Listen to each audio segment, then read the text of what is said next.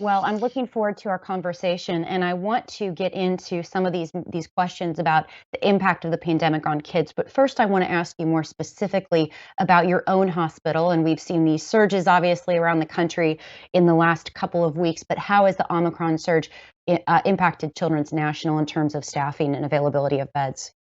Yeah, we're Children's National is a hospital here in Washington, D.C., and we serve the region. And we've certainly seen the trend that has affected hospitals, health systems, communities all across the country.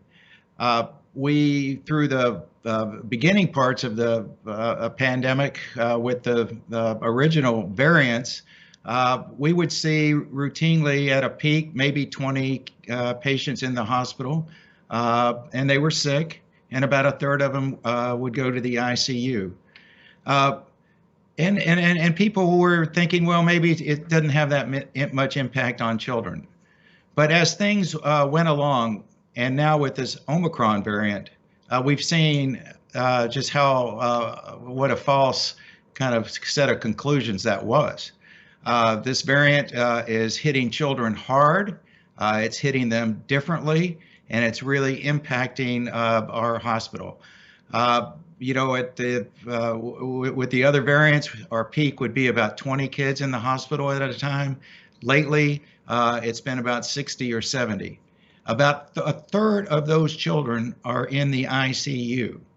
And then what we're seeing now, too, is there's this syndrome that happens 2 to 3 weeks after the coronavirus.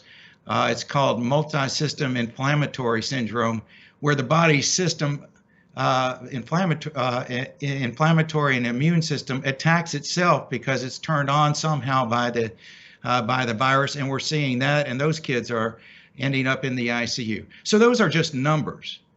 But as a doctor before I was a CEO, and as a dad and married to a nurse, the impact when you see a child that's struggling to breathe, that can't get air, and we have to put them on a ventilator or do those kinds of things.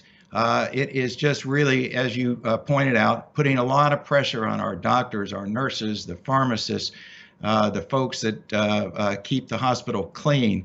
And so there's stress, but I am so proud of how our hospital has stepped up. We have not turned a patient away.